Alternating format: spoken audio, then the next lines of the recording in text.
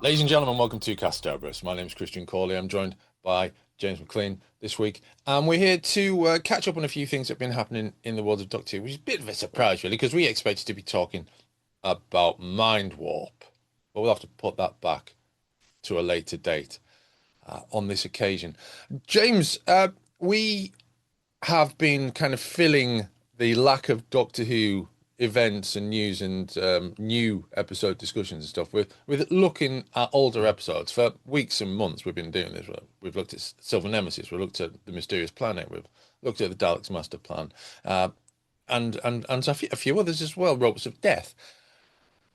I like looking at old Doctor Who a lot more than I do looking at new Doctor Who these days. I'm almost feel as though classic Doctor Who has aged better than some of the more recent Doctor Who. I'm not talking like the Shooty stuff, but like the Moffat stuff and the original RTD stuff. I've, I feel more affectionate to it. Is that the same for you, or am I an unusual person? Oh, I mean, annoyingly, yeah, it probably is the same for me as well. I mean, I'd like to take a contrary position, but I don't think it's because I don't think it's anything to do with the show. I think it's just a subjective thing. I think you'll Hmm. find people who grew up with David Tennant would have the same feeling to their era. I think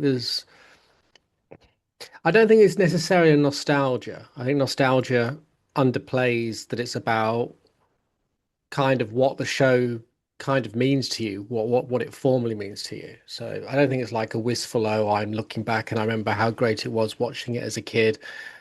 There is a bit of that, I guess, but I think a lot of it is just that is, I mean, like for me, thinking about it, to be honest, the Doctor Who era for me in a lot of ways was the 90s. And Mm. putting the books aside, that was the time when you were collecting the videos and Yeah, there yeah, was a sort of a scarcity about it that you were filling, and that was exciting, and that became part of the pleasures of Doctor Who. So I think that is always it's a bit like, and again, going back to old people talk, sticker albums, and the like, where you'd be hunting for certain stickers, and that became part of the pleasure. And I think that's why, for a lot of us, the classic series has that pleasure mm, because it's a link to those because it feels precious in that way. I think that's why the new Doctor Who never feels particularly precious to me. Not because I don't think it's any good, but because I can see it whenever I want. yeah. When it was on, I could pretty much see it whenever I wanted because it was videos and DVD, everything was so much more accessible. So it's a bit like everything these days is that because everything is so easily accessible and on demand, it loses its specialness because it becomes less scarce, doesn't it? It becomes Scarcity adds value. Yeah, absolutely. A leaf would be worth more than a pound coin if it was more scarce, and that's the inherent value is a lot of the time about how scarce it is. So yeah, I think that's why old Doctor Who for us probably carries a lot of meaning. I think for me as well, and I think probably the same for you too. And again, the same for people with the tenants here as well. It's also a conduit to the nostalgia or the access to the time period. So you're watching it, and like I was thinking yesterday, I wouldn't mind watching Colony in Space, I think again. Not because it's a great story, not because I have any love of John Pertwee. I think it's actually a pretty drab story. It's very pedestrian, but it's quirky to see how they sort of did those sets, and Mm, and you're sort of exploring the sort of world of the production and the people of the yeah, time yeah, who made it, and that becomes something special. yeah. Well, for me, the last 25 years it's quite samey in a lot of ways. There's not that much breakouts for me when I watch it, apart from perhaps regret, feeling the sadness that social media took over the world and, all that sort of stuff. 2000s do seem strangely a kind of time, despite the fact, there was a lot of wars and problems going on. They feel more innocent in a weird way. So I can Yeah. understand why people then would might see the same. And I think I'm just going to keep talking today because I don't seem to be able to stop. But Yeah. yeah. Well, I'll tell you what, you mentioned Panini sticker albums, and before we carry on talking about Yeah. what we are going to talk about, did you ever complete a Panini sticker album? Yeah, I think I did. I think Can you I name can. them? I think I completed the Return of the Jedi one. Oh, Yeah. snap! So did I. Hmm. First one I Yeah. completed. Yeah. I also, it's not a sticker album, but I did come again. I don't know why I'm fucking talking about this. Um, Around the special editions, I think Doritos had those like Dorito discs of the Star Wars special Oh, right. edition. Yeah, yeah, yeah, yeah. I completed that as well. I remember that They had at a the name, time. didn't they? Like Tagos or Oh yeah, yeah. I think you're right. I some, think they probably did. yeah, something like that. I only completed two paninis, not for want of trying, and inevitably I would get a football one because I was quite into football in the sort of late 80s, early 90s. Um, and again, just like the fan gene, I suppose. And Who did you support? Don't care. Carry on. and the only other one that I did complete Mm. was the Transformers Oh right. Yeah, I collection, vaguely remember Panini that collection. one. Yeah, Mm. but they're the only ones. So I was going through some old stuff the other day, and I found that I've got an absolute ton of uh like just bits and bobs of Panini sticker albums. Like so, I've got like three Gary Linekers from Mexico 1986. I've got bits of Back to the Future and bits of Gremlins, and uh, I've got I've also got these kind of cereal pack inserts of that Val Kilmer movie, the fantasy one. What's that called? They spun it off Oh, into a TV series recently. Willow. Willow, yes, Willow. Yeah, I've got like little cereal box inserts from Willow. It's a Did they crazy. did they spin it off into a TV series? I think there Is was a there TV series of. is there any evidence of it anymore? No, there Oh, is it isn't. that one? Yeah, Oh, right. Okay. Okay. No, they didn't. it never happened. Yeah, but then again, I think in a weird way, and it's like a microcosm of what we're talking about. The Panini sticker albums were often that same sort of conduit that the TV shows were, because you didn't have access to the films in the same way in the 80s. Hmm. You know, we didn't get videos didn't become a big thing, to own until the late 80s. So when I was growing up, like my conduit into say Flash Gordon would be the Flash Gordon sticker album. You know, your conduit Yeah, I into got bits of that as well. Yeah. Yeah. and you'd be looking for stickers which had either angles or shots that were not familiar to you. Yeah. And in a weird way, the sticker albums themselves would create a familiarity to certain scenes that didn't already exist Hmm. because they'd be the ones that were always in the trading playground would be the same shot of I think there was like one that springs to mind is the Empire Strikes Back sticker album, where there was a shot. It's quite a famous snap of Solo trying to kiss Leia with 3PO's arm coming into frame to try and stop him. And it was like a two. Sometimes, for those who don't know, the stickers would be of shots and they'd be in two parts, or sometimes three parts if you're Or unlucky, four. or four. So you had to collect them all, and you'd Yeah. invariably. I'm sure they probably did this. Who knows? I've God, I'd love to look into this now. Did they deliberately print more of certain stickers than others because certain ones Yeah. would always seem to be the ones that would come up into in the trading or in the packets, so you'd end up finding one aspect of a shot would become more precious than others because it'd be like the third or the fourth of the four parts of the picture would become the precious one. So it was a really weird conduit into the film space and into the sort of visual iconography of the film. Yeah, they were interesting times. It didn't Yeah. do the football ones, but I did Flash. I remember being very young with Flash Gordon, and I remember my mum would take me to, would take us past the shop, and we'd get a packet occasionally. But yeah, Yeah. Yeah. Same the with me. I sim. usually we had a corner shop nearby and would like pass on the way home from town and pick up a little bag of sweets. The But ones that isn't they it? used to put on the scales and a packet of stickers. But isn't this crazy? And again, I hate it because I hate generational talk because it pisses me off massively. But it is a truth. The differences in generations is incredible. That you Mm. think, I mean, like this week, one of my conundrums while I've had a bit of time off, I've been watching Spider Noir, which Oh, is right. out, Is it good? which dropped on Prime. I've only watched one episode of it so far. Okay. Don't get much further because they've dropped it in, and all the websites, of course, are enjoying this little bit of juicy uh, article filler which is you can either watch in black and white because it's meant to be a film noir version of Spider-Man, if people don't know, or you can watch it in I think they call it True Color, Yeah, which is sort of a sort of slightly unworldly version of color, the sort of thing you'd see in the 50s. yeah. So you can watch it, and if you've got on certain remotes, you can swap between the two. So I spent most of episode one stuck, unable to decide which of these two I watch. And I've been going backwards and forth, and I still can't decide. It's become very frustrating. I've not watched episode two. Oh But the dear. point being, it's just, and we've said this 1,000 times, there's just so much there. If you're a young person, you've got half term off and you've got a remote. The amount of things to watch at the moment, if you're anyone like us, as I say, I mean, I'm still trying to catch up with Daredevil. I'm naughtily rewatching Person of Interest because there's just no time. You should be rewatching stuff because there's so much out there. I've been interested in the recent Predator film.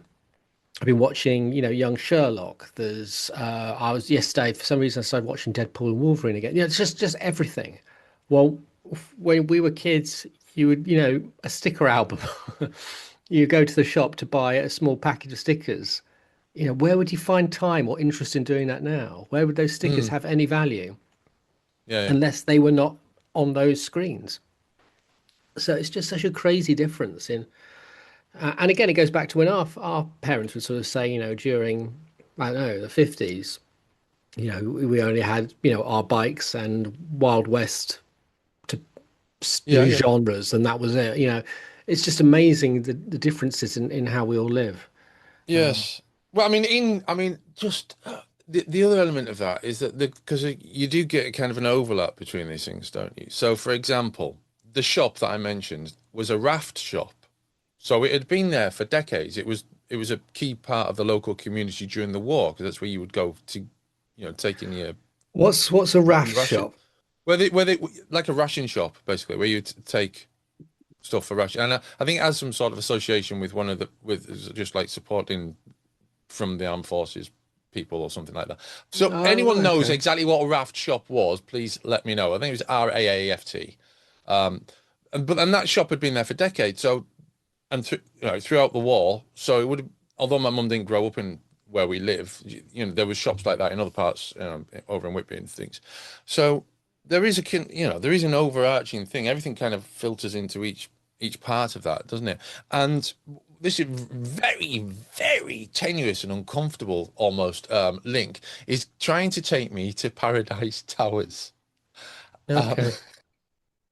Unlive the Multiverse or Unlive the Multiverse. I'm not entirely sure on the pronunciation. I think it's Unlive the Multiverse, which is from Cutaway Comics. And I mention it in this sense because it comes with a load of extras and value-added material, which I was kind of a liking to collecting stickers and stuff.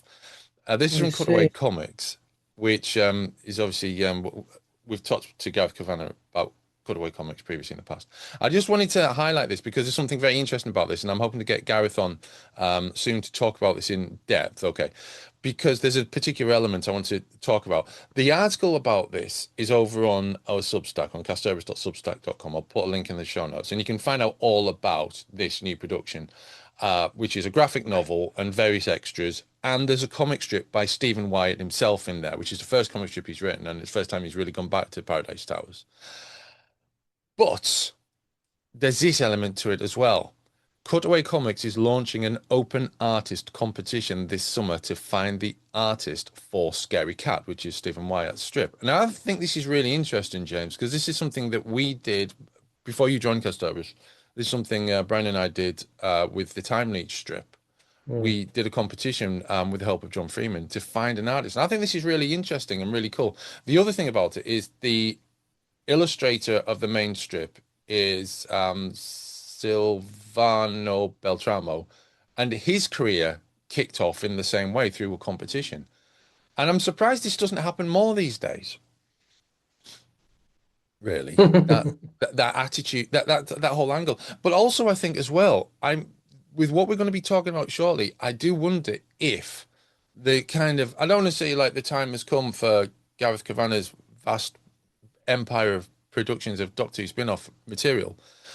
But I do feel as though that maybe there is a gaping chasm in the world of Doctor Who at the moment, and this is perfectly timed.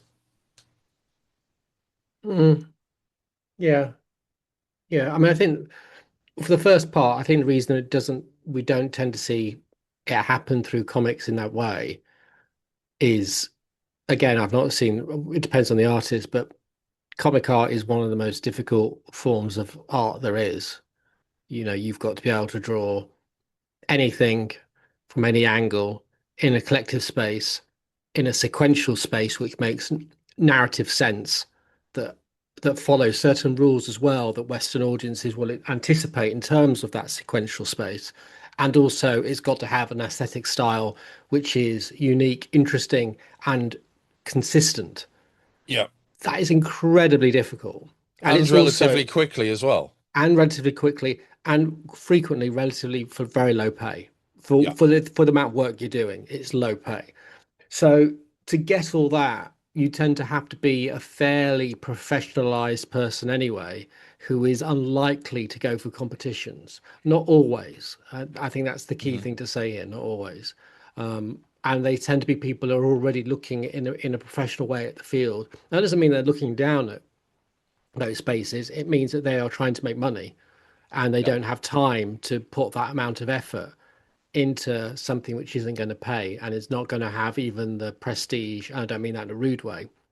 I mean, in terms of a market prestige, people who might hire you might not, or I'm less likely to see that than they'd be more likely to see something on a more commercially driven project. So I think those are kind of the reasons why it doesn't really happen. But I think Right. it can be a good, and now we're in a space where what was prestige, what the space between, let's call it professional and amateur has now collided, has merged. There's a middle ground. People aren't necessarily just expect going to the BBC for stuff. They are more mobile, Hmm. and that's great and that's cool and it's great for Cutaway as well. But I think it's an interesting question. But I think that is why we don't tend to see it.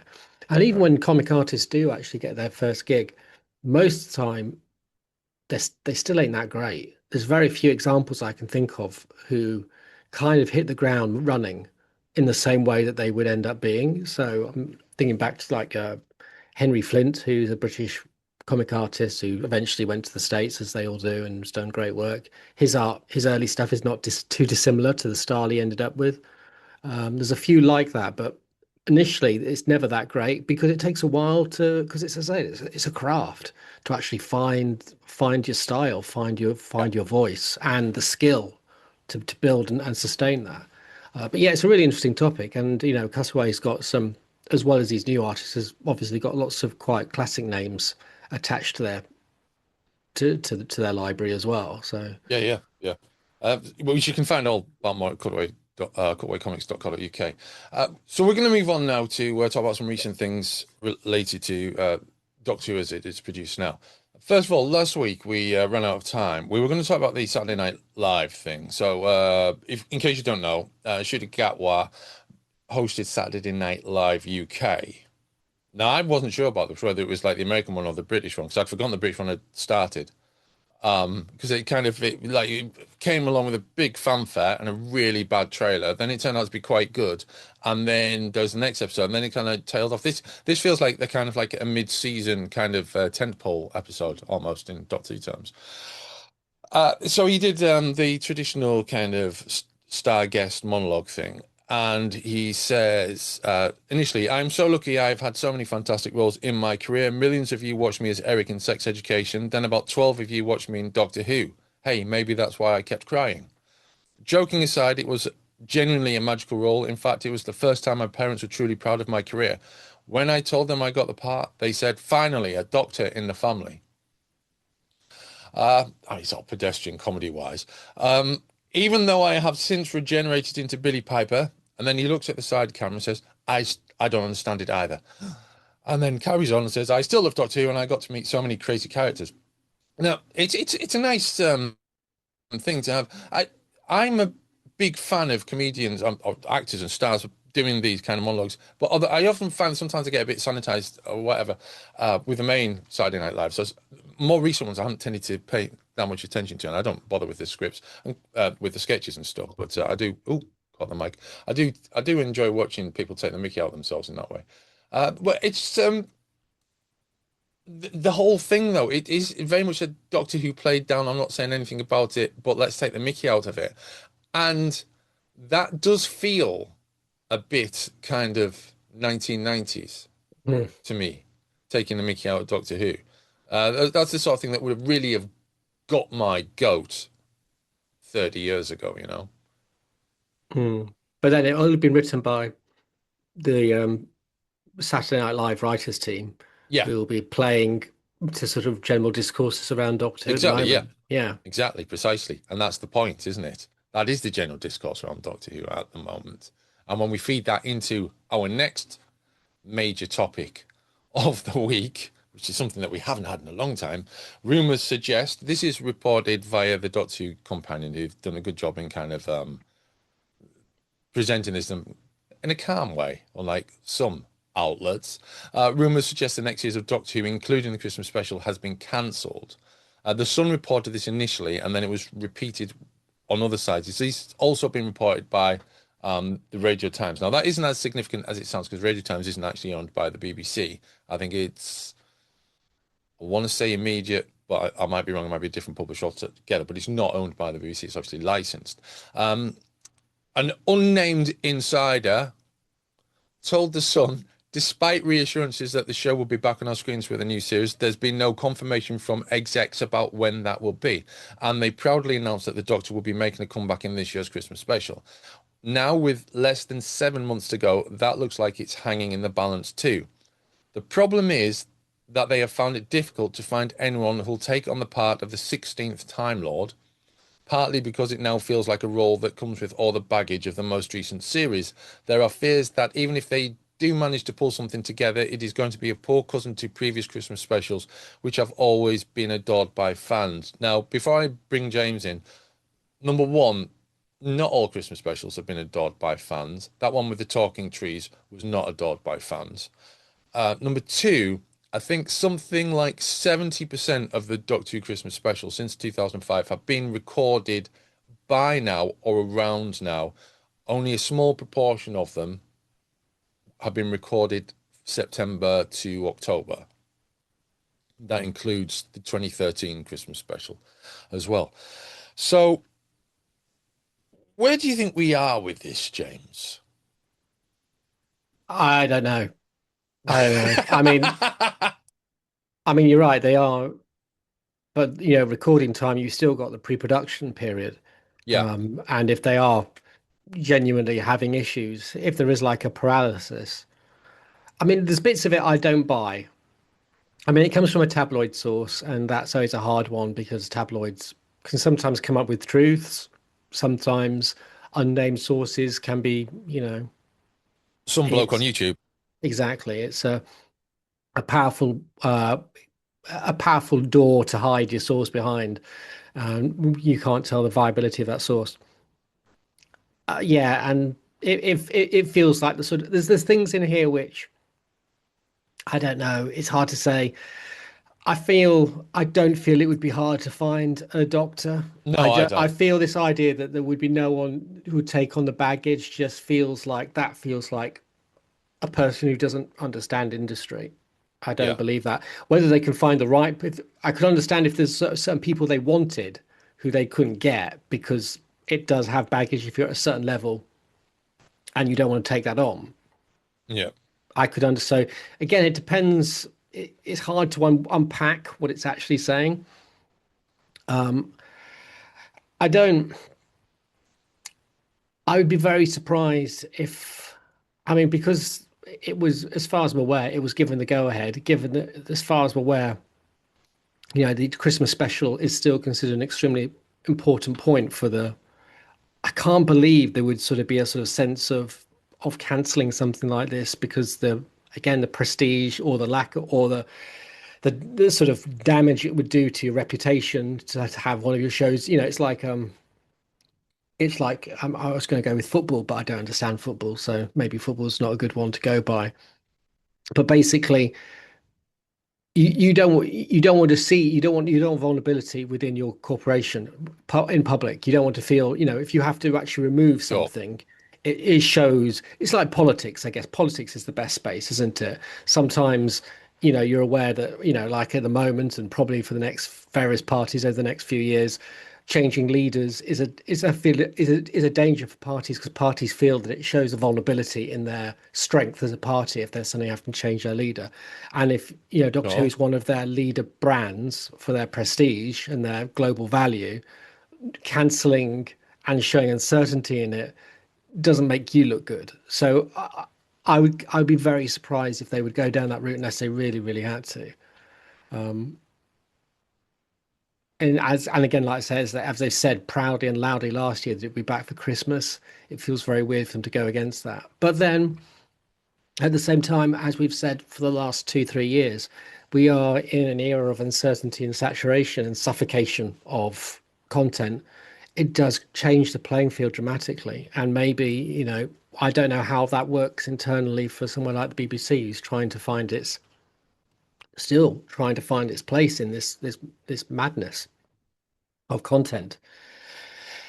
So maybe there is truth. Maybe there is a general, fear, maybe from the BBC rather than the actual production, rather than Bad Wolf, that it won't come together or it won't come together well.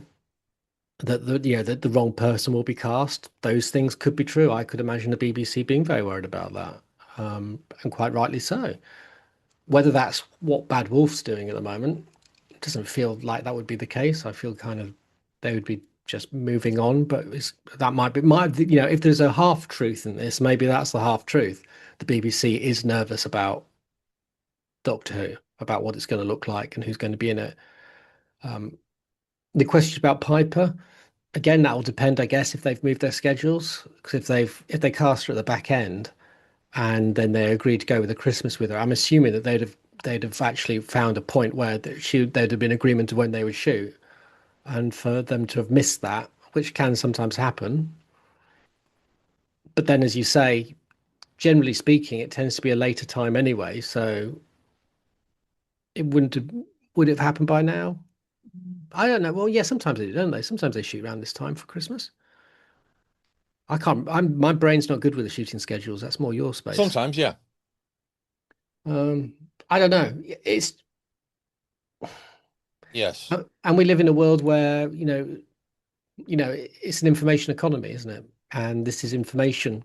This is economy to a certain fan base for websites, and no disrespect to Doctor Who Companion, but Doctor Who websites, especially in science fiction websites and YouTube content creators, and this stuff keeps their stuff alive. So we're invariably going to see. I would have been very surprised if we'd not had these sort of rumors by this point anyway, because the information economy needs information to keep itself afloat. It needs tidbits, it needs arguments, it needs topics, and here we have one. Would Tennant come back and save it again? I don't think he would. I don't mean that in a rude way. I just don't think he would. I think it would feel very weird for his brand that every time Doctor Who is having to do something difficult, he comes in to fill the gap. I don't know. Maybe he would. Be fine if Yeah. he did, but it just It's feels, difficult it to feels, yeah. yeah. I mean, I'd have thought if they were having worries, Uh, and this is why I'm a little cautious about this article. The way things are going at the moment, you'd be going, well, we're in a position now where we can take Doctor in whatever direction we want. As we've said before, we could spend an era just stunt casting for the next few years, and just regenerate or have stories with different doctors in, ad hoc through the next few years, and we just see what sticks and what doesn't.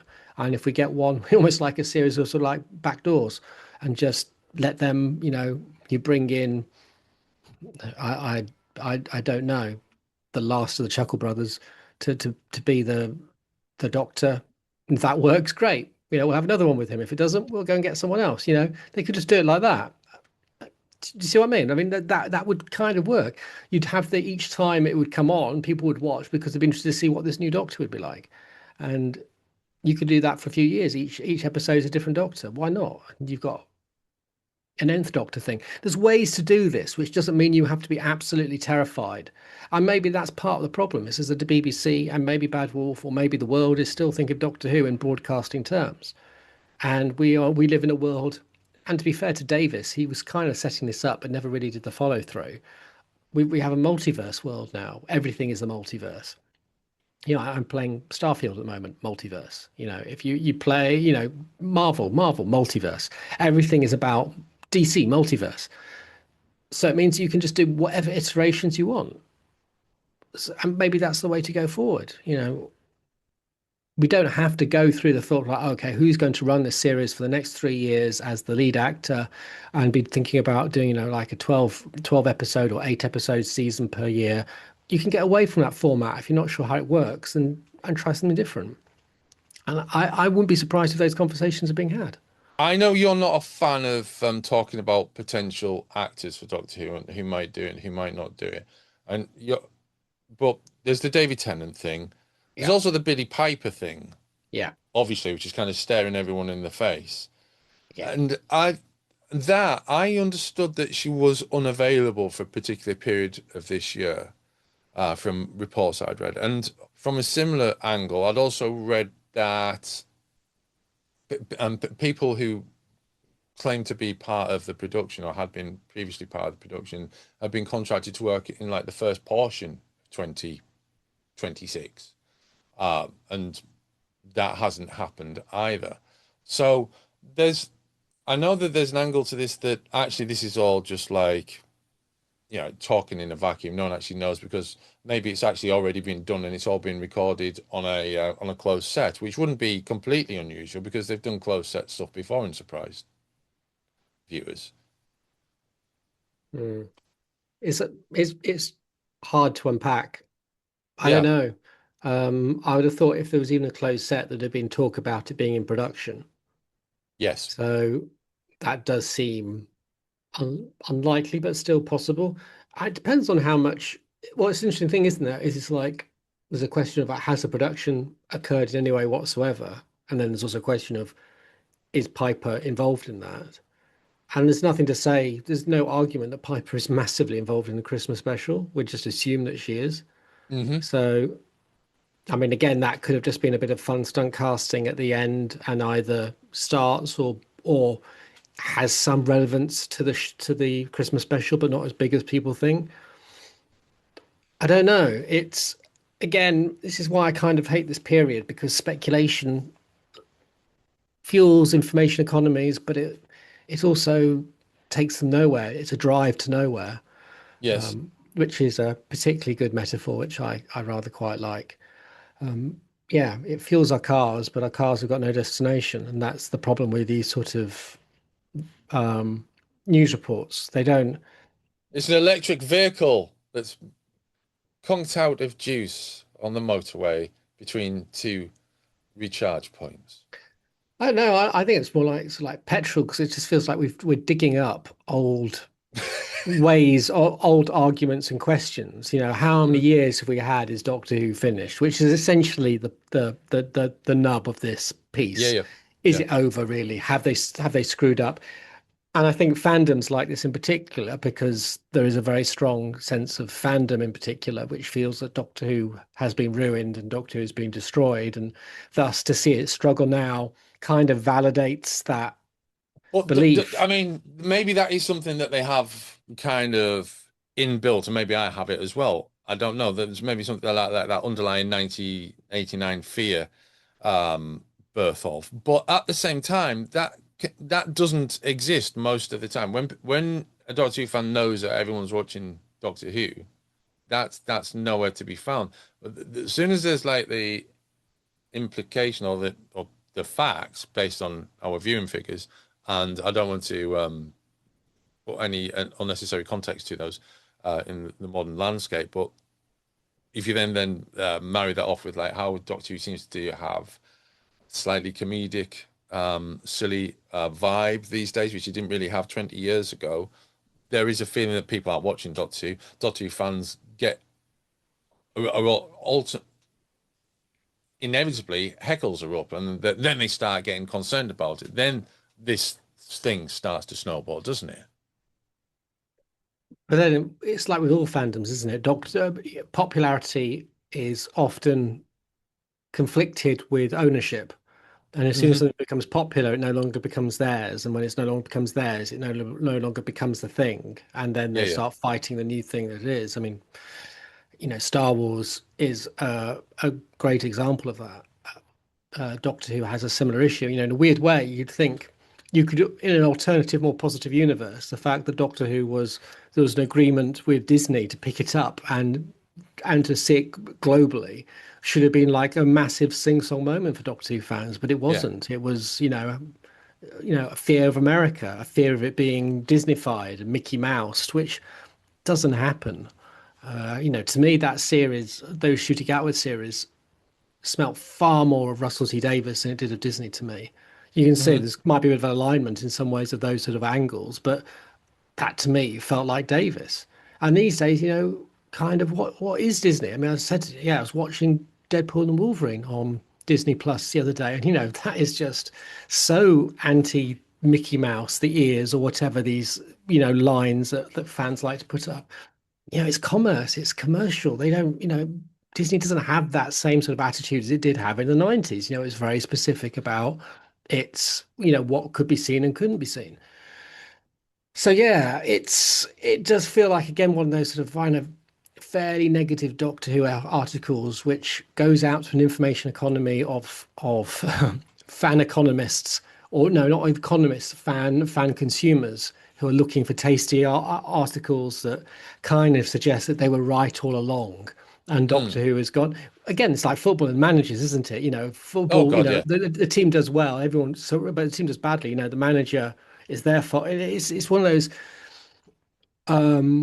weird things. I think the other interesting thing with Doctor Who, which I could see being if it does carry on, thinking about politics, there's this Yeah. conversation at the moment with politics that regardless of the party, you kind of got like 2 years, and then media will push and because again, it's information's need, it's information economy. Everything will sort of get to a point where that person in charge has to leave because everyone hates them. It's not that they're doing whether they're doing a good job or bad job. It's about everyone just doesn't like them, and that regardless of your party seems to be the way. Is that kind of where things like Doctor Who's going to go? You've got a certain amount of time to prove yourself as a showrunner, and if you do not prove it in the right way, your time is limited. The Yeah. kickback to the point where, as you say, like with Saturday Night Live, that's his speech. Is look at Doctor Who, how rubbish my era was, because you will say it was. And Yeah. Yeah. it's like it wasn't rubbish. It was beautifully put together in terms of like production values. It was well cast.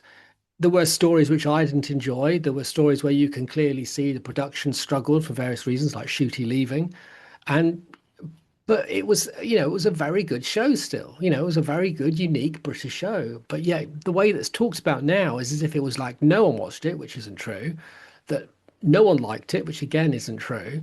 And how we should forget about it. And again, as you say, that goes back to the 90s. Now people are talking about McCoy. And that was Mm. exactly that same thing. You'd see people in fan circles saying, well, maybe McCoy era didn't happen. Maybe everything since Tom Baker's death didn't happen because the whole Nathan Turner era was considered like a bad misstep as well. So you're right. It's interesting how you can see these like reflections of the past in the discourse of the day. Yeah. I've Um, noticed a reference to Rusty Davies's current series of interviews about his new show. What do you think it's called? Tiptoe or Tip Top? Tiptoe, I think. And he's getting a lot of questions about Doctor Who, and he doesn't want to talk about Doctor Who. He wants to be talking about the other thing, which is not ideal, is it really? If there's all these questions about show B and you're there to talk about show A, then that's not a good sign for both shows, really. well, I think Yeah. again, it shows that in the information economy, Doctor Who still has legs, as it Yeah, did yeah, in the 90s, which is again the sure, yeah. parallel. I know the BBC had kind of washed its hands, but it was kind of ignoring that there was a massive grassroots interest in it. The show was still in the lexicon of television history. It was still important. It rose to having the McGann era film as well, and then eventually came back into a highly popular show. So I think the notion that Doctor Who is dead is again proved in the same as the 90s. It isn't. It's just the question is, and it was the same in the 90s. What form would it come back in? And the form it came back in was not 20-minute episodes, four-parters, as it used to be. No. It had changed. And the Doctor was more of a romantic character. The show was more tongue-in-cheek, slightly more Americanized in its format. I just don't think we know at the moment. I don't think the BBC knows. I don't think Davis knows. And I think Ncuti's era's problem was it was Davis trying to tap into a younger audience vibe and probably not managing it because that younger No. audience wasn't there to pick it up. Yeah. And everyone else didn't enjoy it because it didn't really speak to what they were looking for. So I think, yeah, we can look back and go, it was a miss. There were probably some missteps in tone, but maybe those missteps are because, like we keep saying, no one knows what lands anymore. Where's your audience? Who is your audience? I genuinely don't know for that show. Um, but I think, as we've said for many years, maybe the point is it has to pick its audience, but then it's got to pick its right audience. But is its audience like 40, 30 to 60-year-olds? Is that really the audience? Is that what they should be catering for? And is that possible? Is it possible to cater for 2005 fans and 20th century fans? Are they? Are they? I'm not sure. Well, when they brought Doctor Who back in 2005, the big thing was that they were pitching to a family audience, which no other show was doing at the time. I mean, that seems like an approach that's worked previously. So But that doesn't it's exist possibly anymore. but that's what they said 20 years ago, though, isn't it? Yeah, but to some degree, well, I mean, yeah, no, that's true. You do get there are, but there are very limited shows which you would say carry family audience ship these days, um, especially on Largely variety shows. linear. I Largely think. variety shows. Yeah. I mean, you might things like Gogglebox might still do it. Traitors will has been a hit in that sense, but very few are family shows anymore. So it's not just So it's about format then, isn't it? It's because, and we've said this multiple times as well over the years, that Doctor Who's format has really not changed significantly since 2005. mm, In the majority of seasons since, it's been the Doctor and female companion, aside from the Chibnall portion. And even then, a lot of that was basically Doctor and female companion, while the other two went off and did something else. mm. So, there is that element to it. It's revising the format in a significant way would seem to be at the starting point, surely. I mean, I suppose the only way I think the way to carry family watches now is probably, and I could be wrong on this. This is just off the top of my head, is through event television. Because Mm, that seems to be the way. Regular television is hard to find a regular family audience who'll find that spot. But if it's event television, I think family audiences are more likely to find that spot. mm, So I'm thinking like Traitors, and event television can be regular, but somehow it's got to be event. And how do you make it event? How do you yeah, make it something that people go to because it's got a buzz around it that it feels like it's something worth watching at that moment in time? Water coolery. And I think that's where Doctor Who's struggling to find. I yeah, mean, again, we've said before, is it like the Knives Out franchise? Is that the way to do it, where it is, like a movie length drop every now and then, and it yeah. gets a bit Well, of a that's the thing, buzz? isn't it? It's almost because they were talking about doing that exact thing 18 years ago. And so they knew the direction of travel, and then they've seen the direction of travel between then and now. And yet it does feel like there is an inertia to it all, which Yeah. takes us back to the late 80s, where there was a massive inertia within the BBC about Doctor Who, and it was largely a negative thing, whereas now it seems to be something they want to make, but they don't seem to know how to make it. But the inertia is still there, isn't it? I mean, you Yeah, see, I think if you watch Traitors, Traitors is the funniest example of some of that inertia because you'll have the celebrity traitors I'm talking about. You'll have 95% of them will be established linear TV or film people. And then you'll have one person who's like a content creator or YouTube right. influencer. And of course, they get wiped out within the first round because Traitors is about a certain amount of who you feel you can trust. And a load of people who know everyone within the circuit and feel that they're part of the same established industry will naturally trust each other more than the outlier, unfortunately, which is Okay. so the point being, even in that space where you think about how much non-linear stuff is watched by young people these days, how the, as we've said this before, up until like 2 years ago, Mr. Beast was not even mentioned on linear television at all, as if it didn't exist, Mm. despite him being one of the biggest influential content creators globally. He was just not mentioned. And we can still, and to me, that is the inertia that we're feeling. Is that it's not really the BBC and linear is still struggling, has been fighting to find its space against against VOD. And even though iPlayer has been a very good successful middle ground, iPlayer is still about the old school, isn't it? It's still about old Mm. school. It's not about, and I'll be honest, I don't want them to. I think content creation, I think there's a lot of issues there. I think we're going to see bigger issues that are going to come up in terms of I was listening to Osmond's podcast the other day, and I thought he was quite right. He's sort of saying certain issues in reality television at the moment. What's going to happen when we've got so many shows now popping up in content as YouTube, which do not have the duty of care and the procedure that the BBC and linear television have, that, the outcome of their reality TV shows could be quite disastrous if you don't have those. And even when you do, it can be disastrous, as has been recently evidenced. It's a wild west that I don't know what's going to happen. So I'm not saying the BBC should be trying to leap into that, but ultimately, you can't pretend it doesn't exist. And I feel that's the No. problem, isn't it? You're Yeah. trying to be, as you say, something of the past in the present when the present doesn't really have a space for you. And we've said this 1,000 times before. Doctor Who is almost like is almost like the embodiment of that problem. It is a show made for broadcast, for broad audiences, for family audiences, for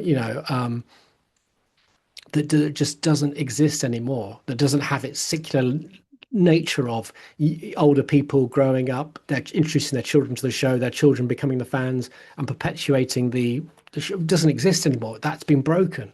So where does this show go now? Yeah. And that is the hard thing. That's, for Davis's faults with Shooty's era, that's what he was trying to do. He was trying to revitalize that circle again, bring the young people into the show to give it its longevity. And I don't think it worked. No. No, I don't think it worked either. So yeah, so does it end up having to be like, okay, this is really a show for older people for now? Is it like doing a Knives Out thing where it's a kind of like a spooky-ish, not low budget, but not massive high budget show which pops up and does different genre takes with, as I say, different doctors playing the part, and it does that for a few years and sees if it just carries its landmark for the BBC in a sort of slightly different format. But if the format's not working at the moment, you've got to change it. You've got to try something different. I was scrolling through our Castobrus YouTube channel where a lot of these now go out, and there's a video of me talking to my son in 2017. So he's just about to be 6, or he's still 5 and a bit. And it's the day or the day after Jodie Whittaker's announcement as Doctor. And Mhm. in the video, he finds it, because he's a little boy, he finds it slightly ridiculous that the Doctor's going to become a woman. Now, over the course of the following 3 years, certainly the first 2 seasons, I'm not sure if he watched Flux, he really enjoyed Jodie's Doctor. Okay. Um, but he watched Space Babies, I think, and didn't watch any more. I think he may have tried watching another one later on, actually. But he just couldn't, he didn't feel like it was a show that he wanted to watch, that Mm. it didn't feel like he was watching Doctor Who. Yeah. Um, and I do wonder, I mean, I've mentioned my nieces previously who grew up with Tennant and Matt Smith, and they were turned off by Peter Capaldi.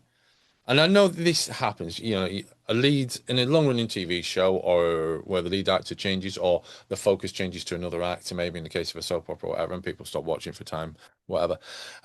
These things do happen inevitably. But the fact that he was very partially my influence, although it's not really affected his twin sister. He enjoyed watching Doctor Who, and then he stopped enjoying it. And as far as I'm aware, he doesn't know anyone who watches Doctor Who or even watched Doctor Who when he was younger as well. So that does suggest that maybe this isn't purely Russell T Davies' problem. It's something No, that's been around a little longer. no, but I think Russell T Davies was the first one to actually try and attack it Hmm. by refocusing it towards having a younger energy. As we've said, Yeah, yeah. there was a certain Stranger Things, a Wednesday, sort of quirky fantasy, which was playing well with kids on Netflix Yeah, yeah, platform. yeah, yeah. Felt like he was, I think he was tapping into more of that than anything Disney. It didn't feel Disneyfied to me. It felt Netflixified.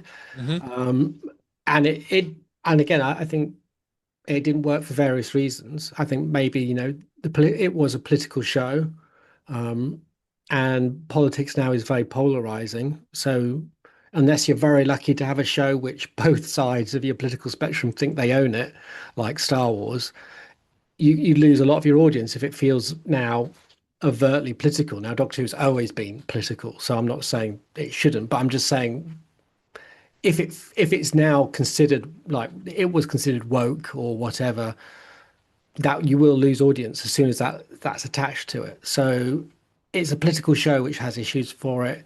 It was aiming at it was aiming at a youth audience, which perhaps there's just too much there for it to really find its feet with them.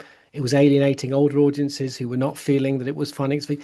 Actually, to be honest, I think that so much of that is just rubbish. I just think a lot of it is it's just a really, really busy market for Yeah, all ages. And it just is it's nowadays it's a TV show. And for people like us and for your son, he'd seen so much of the same sort of thing, and then to see the same sort of thing again, but with a sort of angle which just was just not vibing. I didn't vibe with that episode either. I was my first time. I was like, just want to switch this off.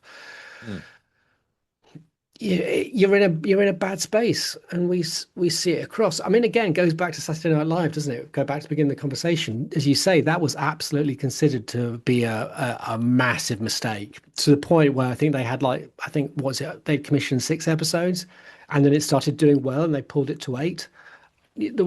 They were not anticipating it to go well, no, and it to be good. Again, it just shows how it's so hard for both audiences and creators to come into the right space at the right time to create the right energy to make something work because everyone wants something different, I guess. yeah, And again, that's the other problem with Doctor Who is Doctor Who is all about always doing something different. And that how do you Space Babies is an example of it, isn't it? Space Babies is an example of it trying to do something different, which so many shows don't try and do. Star Trek's Strange New Worlds did its musical episode, but apart from that, you went and you got the same thing each week. People kind of want that. Doctor Who has always deliberately tried to do something different, but people don't want different. They want the same. And unfortunately, different audiences want different sames. I don't know. I feel like this podcast has just left us on this perpetual brain teaser where there's just no answer to it, unless the show manages to find it. And I'll be amazed yes, if it does. That'd be incredible because I'd just love to see how do you make it work when everything doesn't work? Where, we look at The Mandalorian at the moment in cinemas, which I haven't seen yet, but I'm sure is perfectly fine, but is being absolutely slammed for being mm, more of the same, or, I don't, it's just, how do you survive? When it's so expensive, how do you make stuff in this climate? And you've got so much competition. We keep saying that. I'm going to say it again to your listener, and in case you've not heard me say it before, which is crazy if you haven't. But when we said Doctor Who was big, its biggest competitor was Primeval. Primeval, that was it. That was the only thing on the UK television that was kind of in its same ballpark. Nothing else. And until eventually they just had to put it against sort of popular entertainment shows like Ant and Dec, because that was the nearest thing they could find to challenge it. Imagine that now. You've got multiple platforms with similar content, all dropping stuff. Every month there's a new thing coming on that people to look forward to. how do you exist in that space? How does Doctor Who exist? I mean, do you think about Doctor Who much outside of this? I don't. I mean, Are I'm you talking to me? yeah, All right, or the I'm sure you're listener. still talking to the listener. Well, the Do I listeners think about are Doctor likely Who? to respond. That's a fair point. Yeah, I don't think about Doctor Who an awful lot. I'm mostly thinking about old video games, if I'm honest. Yeah, And sometimes something will pop into my head and I'll play around on this thing. yeah. So yeah, no, it doesn't because what 30 This thing. oh exactly Sorry. 20 years ago. And this, I mean, I was talking to Philip about this relatively recently, how running a website just kind of like take over your life somewhat. So there was a period when I was constantly thinking about Doctor Who, and it Yeah. probably was kind of overly all consuming. And it was nice to have a, kind of like some form of break away from having to do all of that sort of thing. And all of that time, there's this like process of what's happening, what happens next, where does it go? And we talked about a lot of this stuff in the past, so I don't want to go too deep into that. But now I'm not thinking about Doctor Who. No, I just might fancy, one might pop into my head, or I might see a lovely recolorization and restoration by Clayton Hickman on social media and think, beautiful job, Clayton. And that might make me think about that particular episode. He's recently restored the photo caption backdrops from the Doctor's garage workshop in Inferno. Oh yeah. Um, and they look absolutely stunning. So I'd think about Inferno for a bit.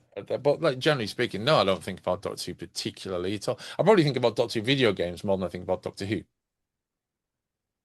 No, I don't tend to think about it so much. I'm playing either video games or, like I said, you just look across the gamut of stuff on to watch. I'd like to watch an old episode of Mindra. I don't have time. Yeah. I've been watching Person of Interest, which I don't have time to watch. There's, as I said, Young Sherlock, there's Darth Maul, there's Predator, there's new Scrubs, there's new Malcolm in the Middle, there's new um on Netflix there's a thousand good shows as well. None of them are springing to mind. That's before you even look at, what they've got on HBO now or what's on Apple Yeah. Plus. You've got Severance returning soon. You've got Ted Lasso there returning soon. You say we've got House of the Dragon Mandalorian in the returning screens. soon. House of the Dragon, Rings of Power coming back in the winter time. There's just so much stuff. Yeah. Where is the time to have that Yeah. focus So on? literally the only time I think about Doctor Who is when we're preparing these. Well, And this if is we're gonna exactly. yeah, That's exactly my point. That's where I yeah. feel like that's not have any disrespect to it. No. I still think it's a good show. I think it's an incredible show. I think its longevity is amazing. Um, I would, if I didn't have so much to watch, this is my point. If I was back in 2007, yeah, I would have probably have rewatched some of Shooties again, or might have rewatched some of Jodie's again. I just don't have, there's just no space to do that. No, no, no. So No, if you want where to does it like eat exist? and drink and perform your ablutions with some sort of semblance of dignity and cleanliness, there's no time to watch everything, No, is there? no, this is it. And so stuff gets lost until it becomes important, which again goes back to it becoming event TV. Because people will find time to watch Knives Out because Yeah. they know other people will have watched it. They know it's an hour and a half. Good Omens 3, watched that last night, which was interesting again for various reasons. But again, it comes back to what we were saying last week about the whole idea that these days, 22-minute episodes for Doctor Who would probably be its optimum level, Yeah. or even less. Um, and that's a weird space to be in because I could watch Good Omens 3 because it was like an hour and a half rather than like an 8 episode long series it probably would have been if other things hadn't occurred. Um, so yeah, that's the world we live in. So it does annoy me going back to SNL that that is the way that they articulate his dialogue because it feels disingenuous to that TV show. It feels disingenuous to him as well. I think it annoys me a lot when the lead actor who carries that show on their shoulders, well, I know they've agreed to do that, that's part of the contract, but that's a lot. And then you have to do a year later, 2 years later, you have to do a bit, which is about sort of saying how that show wasn't popular when you were running it as part of a joke. I just go, no, I kind of feel like, jog on, mate. That's just feels unfair, Mm. especially when the show is just, it's not like it was before. And yet it just feels like culture just assumes that we are still in 2007 for Doctor Who, and look how it's performing. It's Yeah, terrible. yeah, 2006 yeah, was amazing. 2007, it's not doing anything right.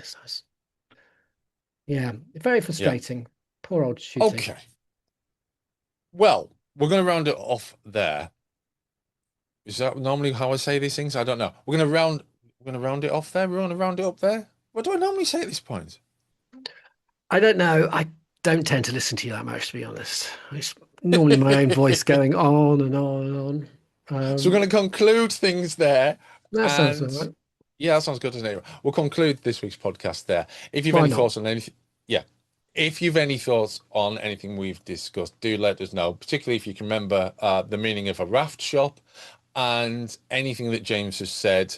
If that, if you have any strong thoughts about the Shooty's appearance on Saturday Night Live, and yeah, I mean, there's also that fact that he's kind of talked down the TV show that lots of people worked on and put a lot of work and effort into there, from some angles that could be viewed as being that, and what And you he think is put a happening. lot of work into as And well. he did as well, It, yeah. And if you've any thoughts on what's happening in the big gaping chasm of Doctor Who at the moment, do let us know that as well. You will find this podcast on YouTube, Spotify, Amazon Podcasts, Apple Podcasts, and on our Substack and on Patreon as well, where you'll also find additional material and exclusive material, interviews, and other archive drops from the old days of Cast We'll be back with a new podcast soon. Until next time, it's goodbye from us.